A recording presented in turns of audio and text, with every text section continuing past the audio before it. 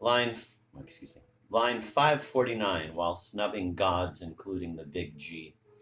Here indeed is the gist of the matter, and this, I think, not only the Institute, see line 517, but our poet himself missed. For a Christian, no beyond is acceptable or imaginable without the participation of God in our eternal destiny.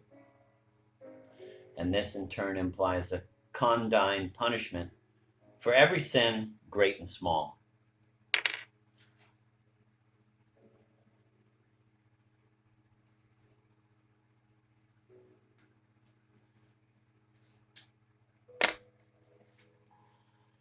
My little diary happens to contain a few jottings referring to a conversation the poet and I had on June 23rd, quote, on my terrace after a game of chess, a draw, end of quote. I transcribe them here only because they cast a fascinating light on his attitude toward the subject. I had mentioned, I do not recall in what connection, certain differences between my church and his. It should be noted that our Zemlin brand of Protestantism is rather closely related to the, quote, higher, end of quote, churches of the Anglican Communion, but has some magnificent peculiarities of its own. The Reformation with us had been headed by a composer of genius. Our liturgy is penetrated with rich music. Our boy choirs are the sweetest in the world. Sybil Shade came from a Catholic family, but since early girlhood, developed, as she told me herself, quote, a religion of her own, end of quote, which is generally synonymous at the best with a half-hearted attachment to some half-heathen sect, or, at the worst, with tepid atheism. She had weaned her husband not only from the Episcopal Church of his fathers, but from all forms of sacramental worship. We happened to start speaking of the general present-day nebulation of the notion of, quote, sin, end of quote, of its confusion with the much more carnally colored idea of, quote, crime, end of quote. And I alluded briefly to my childhood contacts with certain rituals of our church. Confession with us is auricular, and is conducted in a richly ornamented recess. Let me say it again. Confession with us is auricular, and is conducted in a richly ornamented recess. The confessionist holding a lighted taper and standing with it beside the priest's high-backed seat, which is shaped almost exactly as the coronation chair of a Scottish king. Little polite boy that I was, I always feared to stain his purple-black sleeve with the scalding tears of wax that kept dripping onto my knuckles, forming there tight little crusts. And I was fascinated by the illumined concavity of his ear resembling a seashell or a glossy orchid, a convoluted receptacle that seemed much too large for the disposal of my peccadillos. A fucking maniac.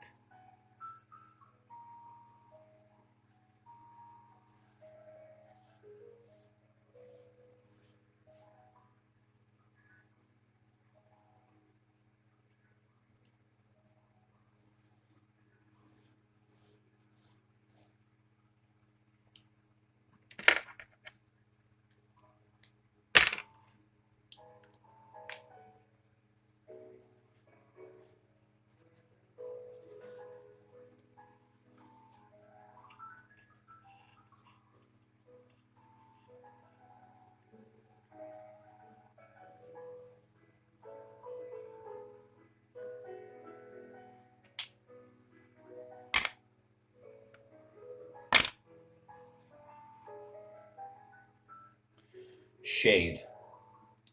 All the 7 deadly sins are peccadillos, but without 3 of them, pride, lust, and sloth, poetry might never have been born.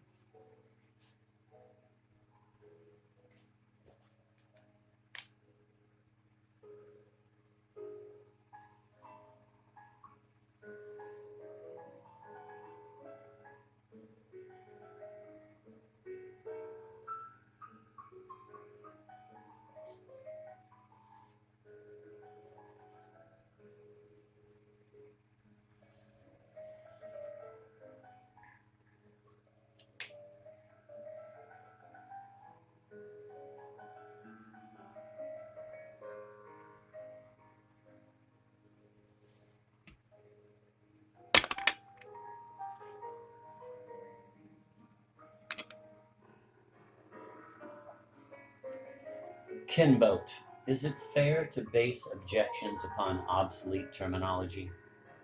Shade, all religions are based upon obsolete terminology. Kinboat, what we term original sin can never grow obsolete. Shade, I know nothing about that. In fact, when I was small, I thought it meant Cain killing Abel. Personally, I am with the old snuff takers. L'homme est né bon.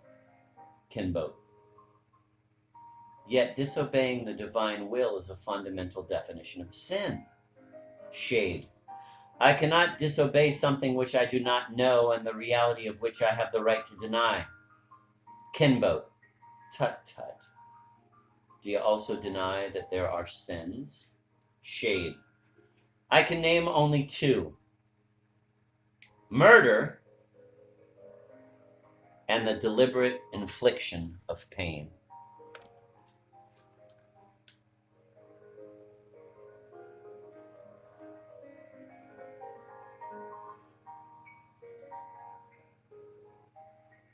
Kinboat. Then a man spending his life in absolute solitude could not be a sinner? Shade. He could torture animals. He could poison the springs on his island. He could denounce an innocent man in a posthumous manifesto. Kinboat. And so the password is shade. Pity. Kinboat. But who instilled it in us, John? Who is the judge of life and the designer of death? Shade. Life is a great surprise. I do not see why death should not be an even greater one. Fantastic.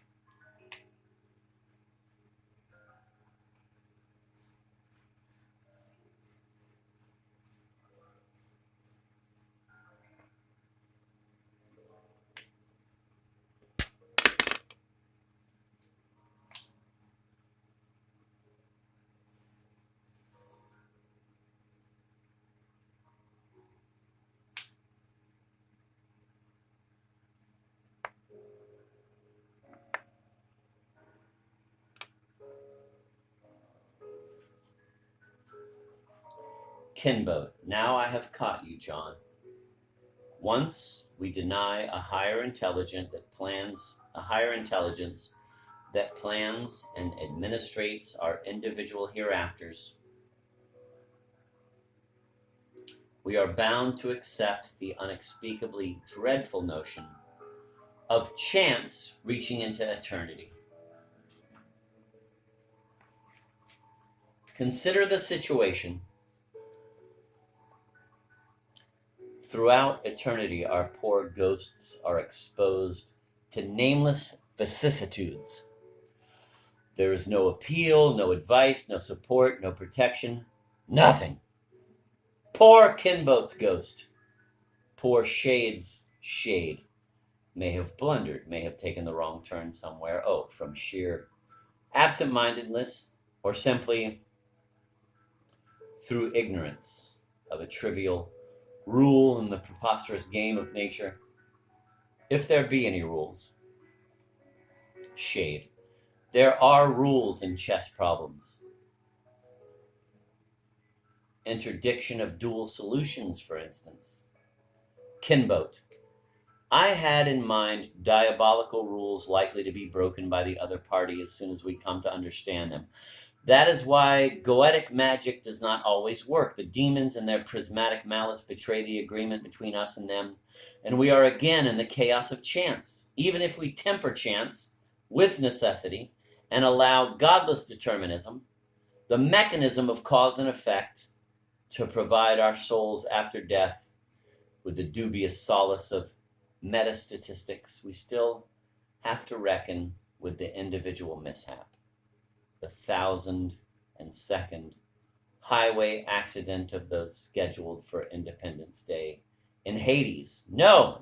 If we want to be serious About the hereafter, let us not begin by degrading it to the level of a science fiction yarn or a spiritualistic case history. The idea of one's soul plunging into limitless and chaotic afterlife with no providence to direct or shape. There's always a psychopompos around the corner, isn't there? Kinbote. Not around that corner, John.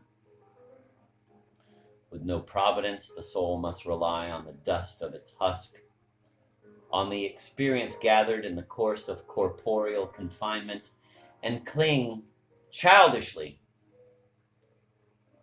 to small town principles, local bylaws, and a personality consisting mainly of the shadows of its own prison bars. Such an idea is not to be entertained one instant by the religious mind. How much more intelligent it is, even from a proud infidel's point of view, to accept God's presence. A faint phosphorescence at first, a pale light in the dimness of bodily life, and a dazzling radiance after it. I too, my dear John, have been assailed in my time by religious doubts. The church helped me to fight them off. It also helped me not to ask too much, not to demand too clear an image of what is unimaginable. St. Augustine said, shade, why must one always quote St. Augustine to me? Kinbote. As St. Augustine said, quote, one can know what God is not.